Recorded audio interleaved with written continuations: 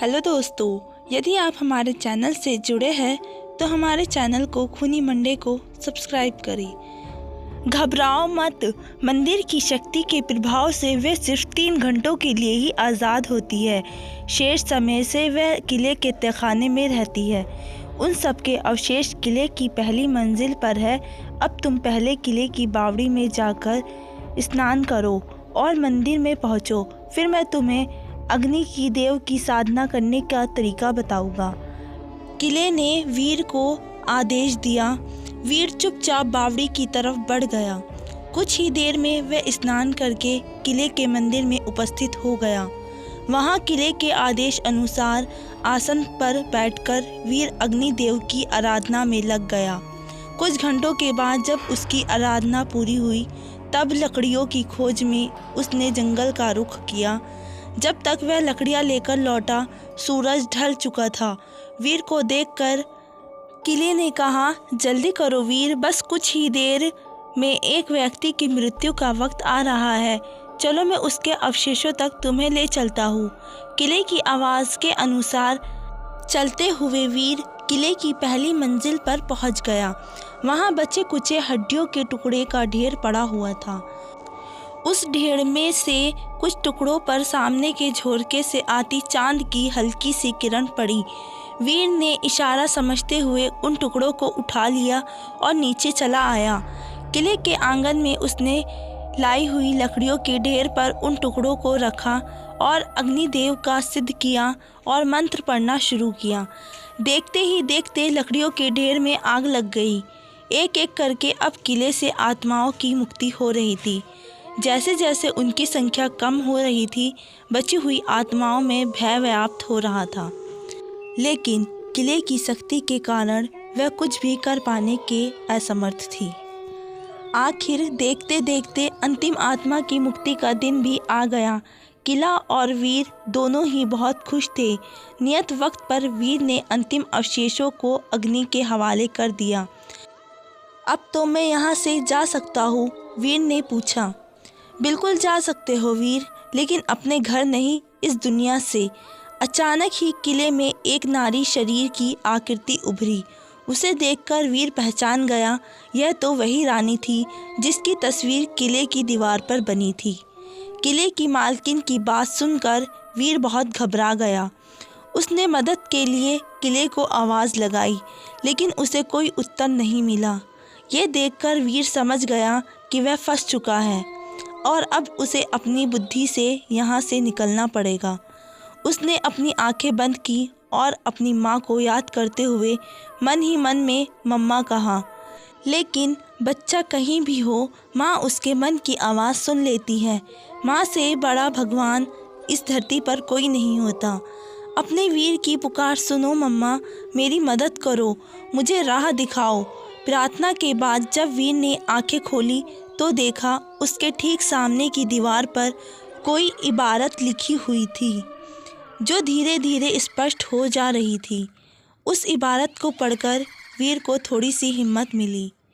तभी रानी की आवाज़ गूंजी, तुम सोच रहे होगे वीर कि अब तक मैंने तुम्हें क्यों नहीं रोका, क्योंकि चुपचाप तुम्हें उन अवशेषों को जगाने दिया। वह इसलिए क्योंकि यह किला सिर्फ मेरा है और सिर्फ मेरा। मैं चाहती हूँ कि वह आत्मा यहाँ से चली जाए ताकि मैं सुकून से रह सकूँ। अब तुमने मेरा काम कर दिया तो अब मैं तुम्हें मुक्ति दूंगी। रानी ज़ोर ज़ोर हंसने लगी और वह किला उसकी आवाज़ से गूंजने लगा। मैंने कहा, ठीक है, अब मैं कर भी क्या सकता हूँ, लेकिन मेरी एक विनती है, मुझे आप दोपहर में मारिएगा। वह मेरे जन्म की घड़ी है। मैं चाहता हूँ मेरी मृत्यु भी उसी वक्त हो जिस दिन मेरा जन्म हुआ था। तुम भी क्या याद करोगे किस दयालु रानी से मिला था। मैं तुम्हारी अंतिम इच्छा पूरी करूँगी। तब तक मैं कुछ देर आराम करती हूँ। आज कितने वक्त के बाद मेरा किला मुझे वापस मिला है, लेकिन याद रखना तुम यहाँ से भाग नहीं सकोगे। सारे दरवाजे मैंने अपनी शक्तियों से बंद कर दिए हैं, रानी ने कहा और देखते ही देखते हवा में विलीन हो गई। उसके जाते ही वीर ने एक बार फिर दीवार पर लिखा हुई इबारत को पढ़ा और उसके अनुसार किले में छुपी हुई तलवारों को ढूंढने में लग गया। उसके पास वक्त बहुत ही कम था, लेकिन तलवार का कहीं नामो निशान नहीं था। उसने उदास होकर दीवार पर अपना सर दे मारा। तभी एक आवाज़ हुई। उस आवाज़ की दिशा में देखा तो पाया उसे ठीक ऊपर की छत की दीवार सरकने लगी थी। दीवार के सरकते ही उसमें से एक सीढ़ी लटकने लगी। वीर आश्चर्य से डूबा इस उद्देश्य को देख रहा था। किले की जानी पहचानी आवाज़ उसके कानों में पड़ी।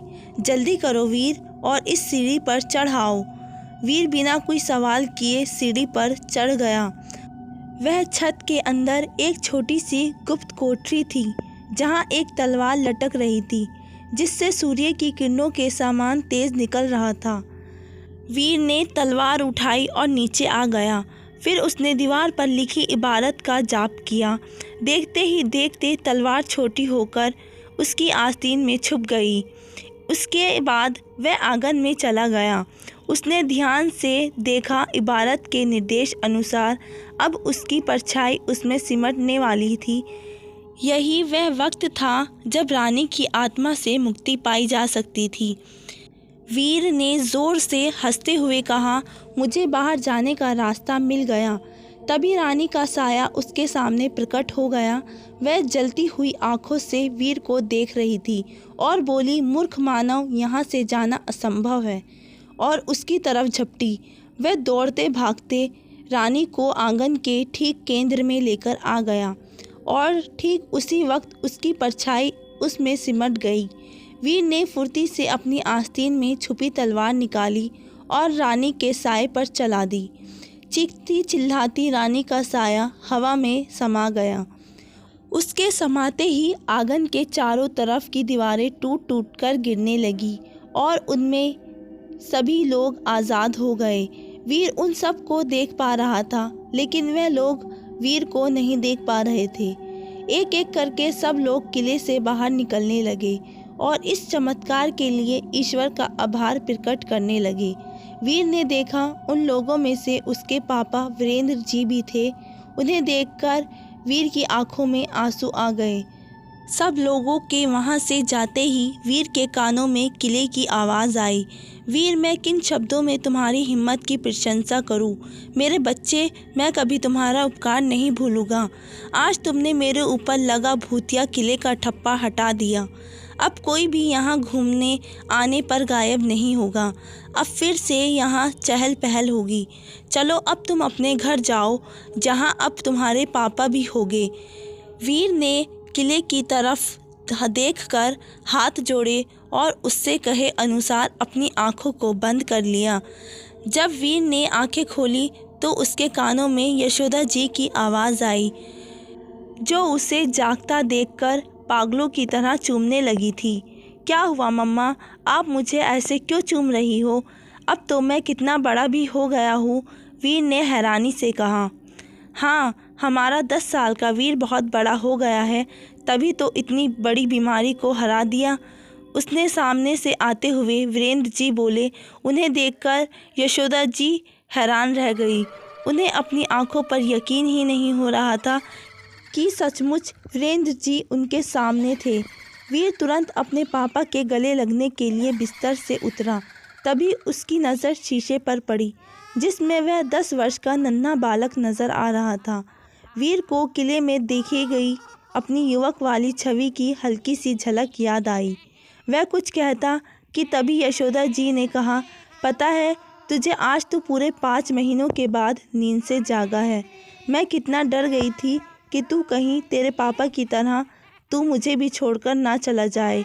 मेरे बच्चे, और अपने आप को कोस रही थी कि क्यों मैंने तुझे किले की कहानी सुनाई थी। यह सुनते ही वीर को किले में जाना और वहाँ की सारी घटनाओं को याद आया।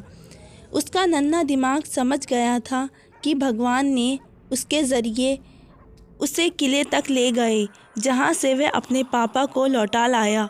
वीरेंद्र जी ने उन दोनों को बताया कि पता नहीं कैसे किले की वह चमत्कारी दीवार, जिसमें किले में समाये गए लोग कैद थे, टूट गई और सब लोग आज़ाद हो गए।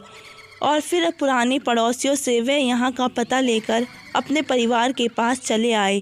यशोदा जी ने भी भगवान को कोटि कोटि आभार प्रकट किया। वीर ने भी मन ही मन भगवान और किले का प्रणाम किया और अपने माँ पापा की गोद में सिमट गया। अगले दिन अखबार में किले से लोगों से मुक्ति होने की खबरें छपी। सरकार ने अब उस किले के राज्य संपत्ति घोषित कर दिया था, साथ ही उसे पर्यटन स्थल बनाकर उसकी सुरक्षा की जिम्मेदारी भी ले ली थी। इस खबर को सुनने के बाद वीर ने अपने आप से कहा, मैंने अपना ऋण उतार दिया। उसकी नज़रों के सामने अब चीखते हुए किले की जगह मुस्कुराते हुए किले की छवि उभरने लगी थी।